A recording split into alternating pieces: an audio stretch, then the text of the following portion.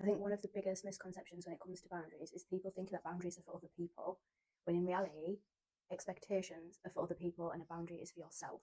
Hi, I'm Jess. I'm the creator of this YouTube channel, Secure Links. If you've never been here before, welcome. And if you have, thank you for being here. Welcome back. I just wanted to run through some things around boundaries. Something that I really struggled with for many years. Was brought up in a household where there was a lot of enmeshment, dysfunction around boundaries. My behaviour around boundaries for a long time was dysfunctional.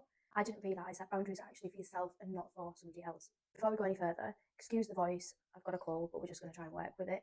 I've got a cup of tea here, so I might just keep sipping away on this to soothe my throat.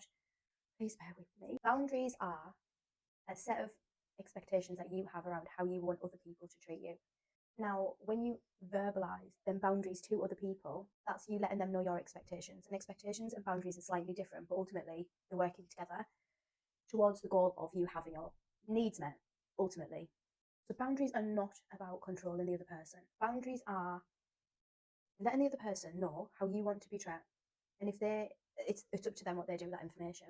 But if they don't respect them expectations you have, it's then up to you to decide what you are going to do if them needs aren't being met, whether you take a little bit of space or remove that person completely from your life. It's, like I say, it's not manipulation. It's not trying to control the situation, because you've been open in what you want from that person, and it's up to them to decide what they want to do with that information. So everybody has free will here. Now, an example would be, okay, say somebody starts making comments about your weight. You might have already ignored it a couple of times. This might be the first time, but you are noticing and you're picking up that you feel uncomfortable. You could say something along the lines of, I'm sure that you're not saying these things to hurt my feelings, but I feel really uncomfortable when you talk about my weight, my size, whatever it is. And I would like to ask you to stop talking about that. And that's it. You could go further on and say something like, and if you don't, then I'm going to have to remove myself. But sometimes it's just kind of feeling out the situation, what the subject is. If it's a more serious matter, then obviously it might be much more suited to the situation to let them know that you're just going to remove yourself. So if there's a kind of abuse, name calling, especially, physical abuse, in that case, you could just remove yourself without, it's pretty obvious that they shouldn't be doing that. But in a case of where sometimes people don't realise that they're actually overstepping the line, they shouldn't be doing it. A lot of people come from dysfunctional families where that behaviour is quite normal to them. It's not normal, but it's normal to them in their upbringing. And a lot of the time, they don't actually mean to hurt your feelings. It's just something that they think is acceptable.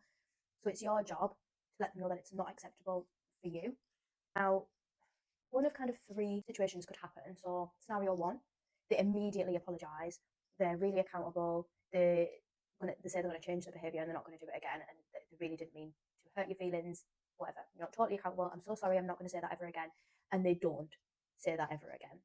Brilliant. That's like obviously what we want. Then you've got scenario two, where they do kind of they say sorry, they say they're going to change the behaviour, and then a couple of weeks down the line, they repeat that behaviour. Now, at that point, if you haven't already told them what's going to happen if they don't respect the boundary or they don't meet the expectation, you could then repeat, I'm just reminding you that I feel uncomfortable when you talk about this subject. If you carry on talking about my weight, my size, whatever it is, I'm going to have to remove myself. And it's up to you how long you're going to remove yourself for. If it's something like the weight and it's a family member, someone that you really don't want to lose out of your life, it could be, I'm going to remove myself for a couple of hours and come back and chat to you. It could be, I'm going to speak to you next week. This is up to you. It's totally dependent on the situation, but it's about letting them know that if they continue, there's a natural consequence to that behaviour. Scenario three, where we kind of get into manipulation. And again, a lot of people come from dysfunctional families and they don't actually mean to be manipulative. Now, there is some people that purposefully are manipulative, and that's kind of more leaning on the malignant narcissist kind of end of the spectrum. But a lot of people, even with quite toxic behaviours, it's more about them inside and how they feel inside. So they're feeling, a bit insecure, and to make themselves feel better, they're going to try and assert some sort of control over you. When you try and tell them your expectation and set a boundary with them, that's going to trigger them to go into a state of, well, you think that you're better than me for telling me what to do, or they don't want anything to change. They might be benefiting from you not having very good boundaries, so they're going to push back on that, especially if it's somebody like family members that you've never held boundaries with, and then all of a sudden you are changing, starting to hold them accountable, mention when your boundaries are being crossed, and they're obviously not going to benefit from you having boundaries, so they're going to push back on it. So there's kind of, when people are manipulating you, there's three kind of areas that you can look out for to see, in this scenario, am I being manipulated? So they're either going to use fear, guilt, or shame. And it's going to look slightly different depending on which one they're targeting. Okay, so fear is mostly aimed at people who are codependent, and they know that you're codependent on them to a certain extent. So they're going to start using things like, well, I can't do that, then I'm not going to do that. That kind of thing, lots of tit for tat. If you do this, I'll do this. Threatening you with them leaving. And it kind of goes from you innocently asking them not to do certain behaviour to you getting, well, if I can't do that, that's it, I'm going to leave. That's up to them. Like I say, it's not about controlling anybody. Everybody has free will. And often, if this is a manipulation tactic and you stand your ground, you'll probably find that when they've calmed down, because their nervous system could be triggered also in that moment if they're not expecting it. When people have calmed down, you probably find that when everybody's calm and can speak rationally, you're not going to lose them, but they might try and provoke kind of that fear response in you to get you to go, it doesn't matter, it's fine, you can say, it doesn't upset me that much. A lot of kind of threats, a lot of, like I said, tit for tat kind of thing. Well, you said that, so that's why I should be able to say this, and that kind of thing. Another tactic they could use is guilt. So this could look like making you feel bad for obviously saying what you've just said and holding that expectation of how they're going to treat you. So it could come from, maybe it's a family member. Why would you say that to me? I'm your mum, I'm your dad, I'm your mother, I'm your father, I'm your friend. Why would you make me feel like that? Lots of kind of targeting emotions. And often this is going to come from somebody with quite a victim mentality, a victim mindset. Why does this always happen to me? Like, why is everybody always saying these types of things to me? That kind of thing. Somebody who's obviously not holding themselves accountable for the things that come out of their mouth. They might say things like, why would you ever think that I would try and hurt you? I just say these things because I care about you and I want you to lose weight, or I want you to gain weight, or no respect for what you've just said. They're just trying to basically say reasons why it's okay that they say them things, and kind of making you feel guilty about you bringing that issue up. And lastly, shame. So this kind of targets areas that you feel insecure about, especially if that person knows you quite well. So again, with the weight thing, if you have, obviously this is just an example, it's going to look totally different in lots of different scenarios, but we're just sticking with the weight thing for now.